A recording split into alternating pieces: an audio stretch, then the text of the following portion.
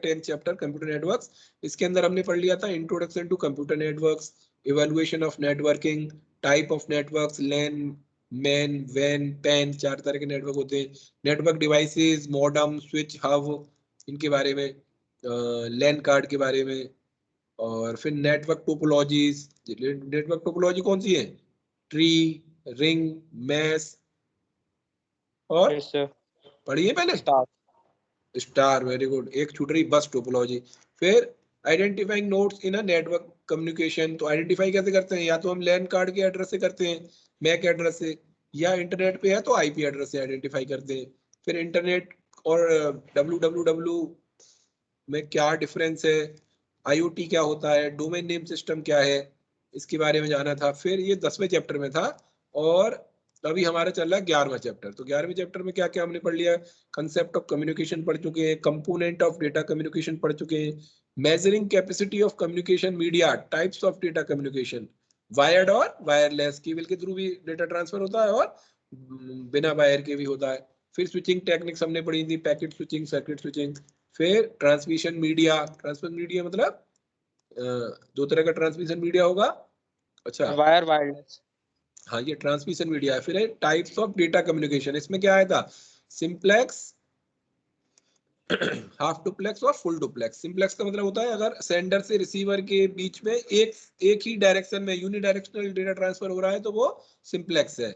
और half duplex में both directional होता है पर एट अ टाइम केवल एक ही डिवाइस ट्रांसफर कर सकता है, दोनों एक साथ ट्रांसफर नहीं कर सकते। फुल डुप्लेक्स में एट अ टाइम दोनों साइड में ट्रांसफर हो सकता है।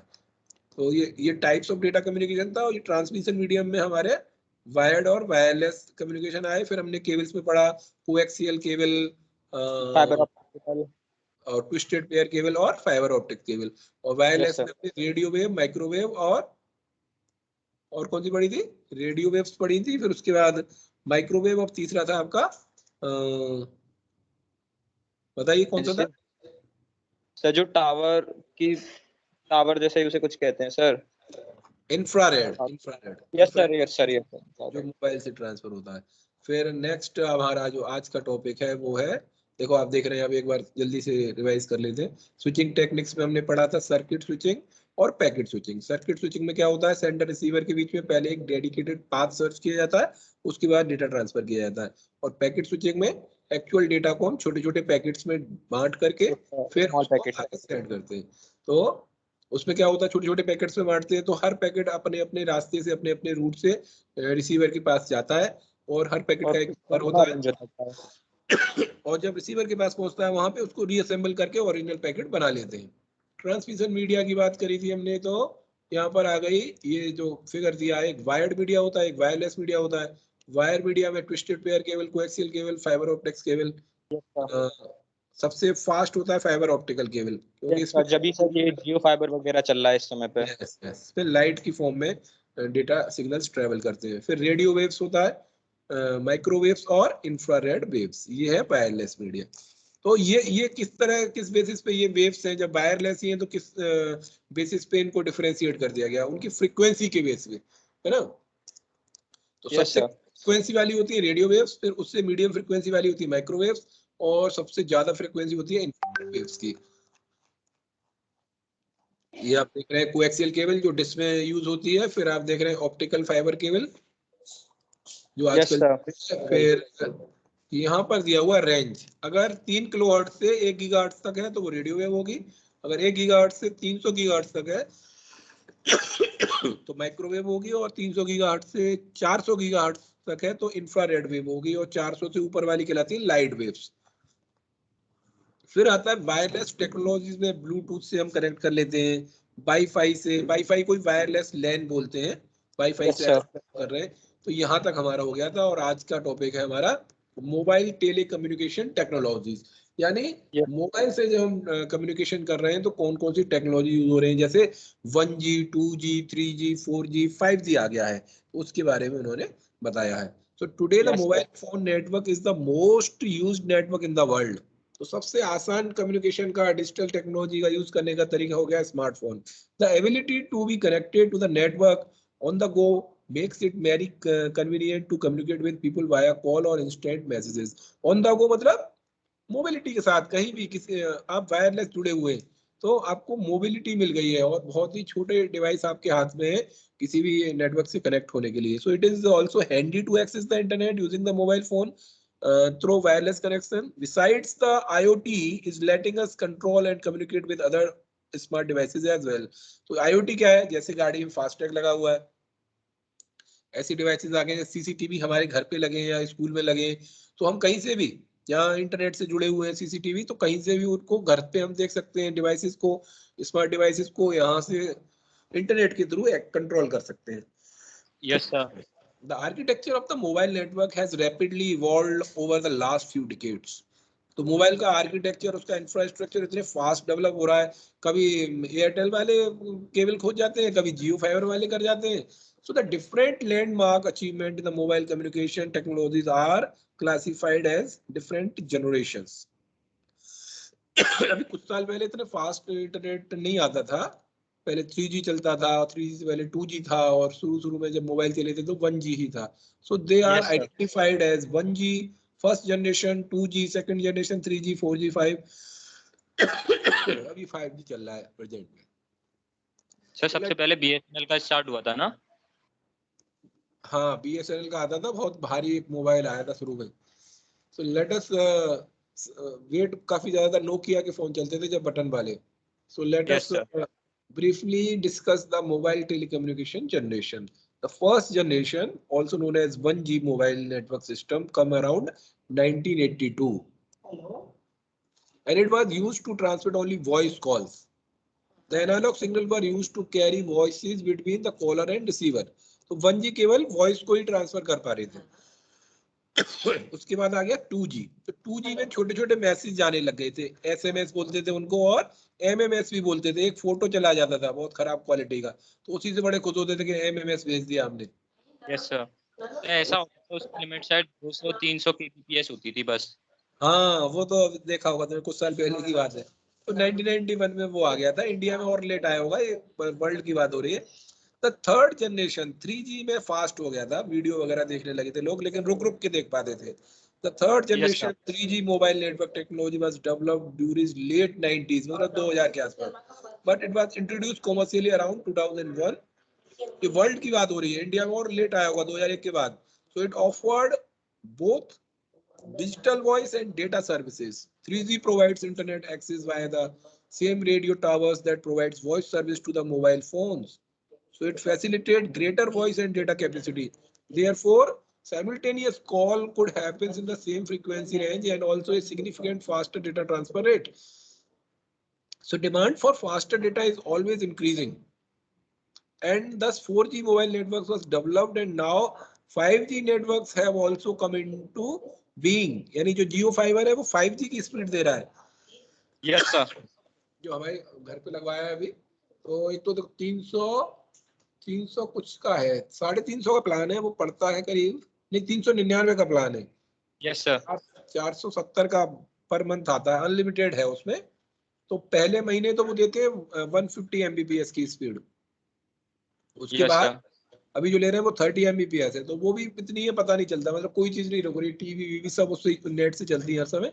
तो बहुत ही कॉस्टली और बहुत ज्यादा स्पीड उसकी आ रही है. तो वो 5G में आता है वो. तो उसके दो तरह के Yes, sir. सिग्नल आते हैं. वो एक तो आता है लॉन्गर डिस्टेंस की वाईफाई, तो उसकी स्पीड कम होती है. एक होता है शॉर्ट डिस्टेंस पे 5G देता है वो.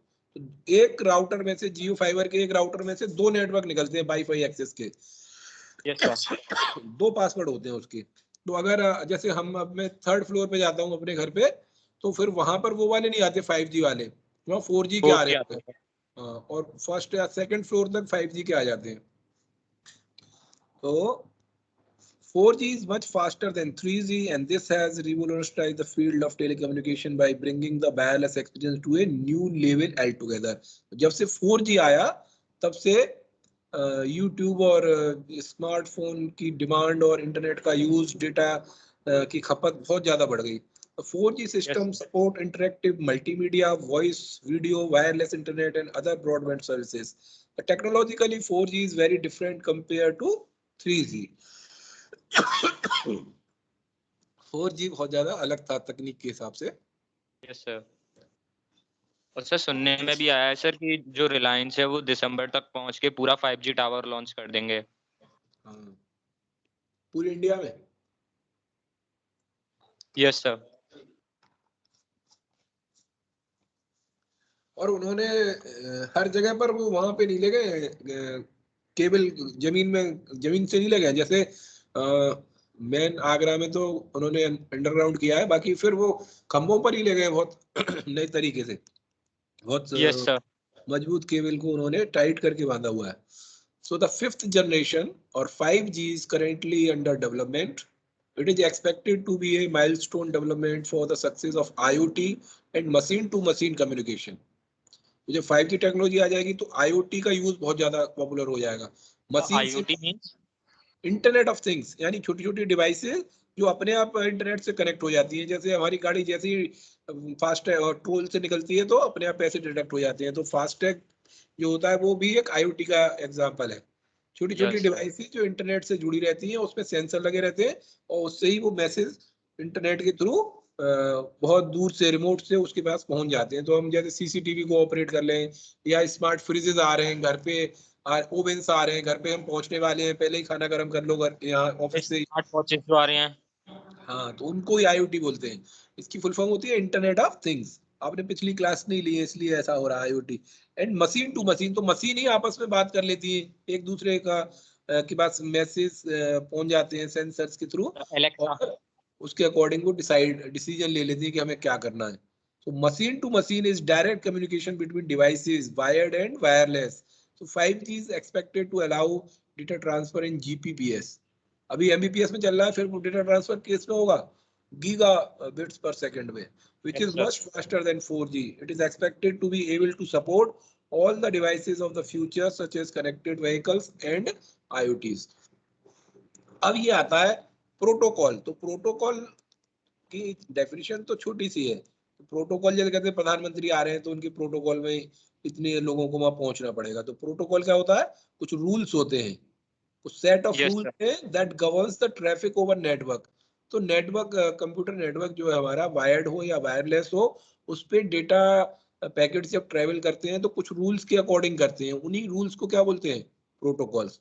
तो इन yes. Communication, protocol is the set of standard rules that the communicating parties, that is the sender, receiver and other intermediate device needs to be follow.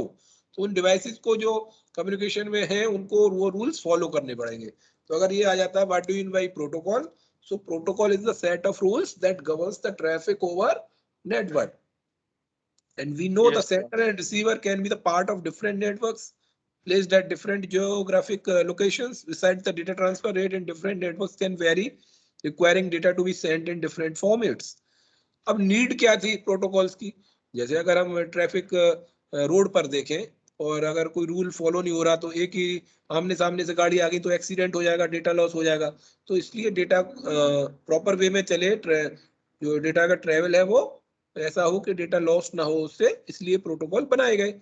अब बहुत तरह के प्रोटोकॉल हैं, इसलिए प्रोटोकॉल वाला टॉपिक क्यों इम्पोर्टेंट है? क्योंकि ये एग्जाम में बहुत सारे क्वेश्चन पूछे जाते हैं। जैसे आपसे मैं बताऊं कौन कौन से प्रोटोकॉल आएंगे। HTTP प्रोटोकॉल की डेफिनेशन पूछ लेंगे, या फुल फॉर्म पूछ लेंगे, या इसकी वर्किंग पूछ लेंगे। फिर दूसरा यस सर। प्रोटोकॉल है FTP, फाइल ट्रांसफर प्रोटोकॉल। कभी कभी तो सीधे यही क्वेश्चन आ जाता है, write the full form of file transfer protocol, या which protocol is used in which condition. फिर है आपका yes. Point to point protocol PPP, then simple mail transfer protocol SMTP, then transmission media control protocol and internet protocol TCP/IP। इनके बारे में कल की class में पढ़ेंगे, ठीक है? एक बार यस इसको सर। आप रीड कर लेना, क्योंकि ये यस। एग्जाम के हिसाब से ये वाला टॉपिक बहुत इंपॉर्टेंट है। इसलिए कल और बच्चे भी आ जाएंगे तब उसको पूरा करेंगे, protocol and different types of protocols, ठीक है? सर कल प्लीज सर मेरे को क्लास में ऐड कर लीजिएगा सर। ओके। अच्छा, शाम को आप फ्री रहते हैं तो शाम को क्लास ले लूं क्या? क्योंकि लास्ट जो क्लास थी सैटरडे वाली, उस दिन यहाँ नेट इंटरनेट चला गया था स्कूल में, तो क्लास ही नहीं हो पाई थी। 11th की हो गई थी, 12th की रह गई थी। Yes sir. चलिए, मैं शाम को आपको व्हाट्सअप करके पूछूंगा, अगर फ्री होंगे तो शाम को क्लास ले लेंगे, ठीक है? Yes sir. Yes sir.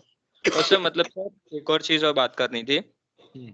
Sir आजकल जो मतलब टाइम शेड्यूल्ड है ना स्कूल का, वो बहुत ज्यादा कोलैप्स हो जाता है बीच में, मतलब पीरियड्स जो होते हैं, जैसे कि फिजिक्स की क्लास चल रही होती है। हम्म। अब आवाज नहीं आ रही है आपकी। जिसको जब ध्यान आता है तब क्लास ले लेता है, ये कहना चाह रहे हैं आप? तो टाइम पहले से ही फिक्स करके रखेंगे कि इस समय पे आप फ्री हो, फिर दूसरे टीचर को भी फॉलो करना चाहिए उसको। ठीक है, अभी मैं रिकॉर्डिंग मैंने बंद कर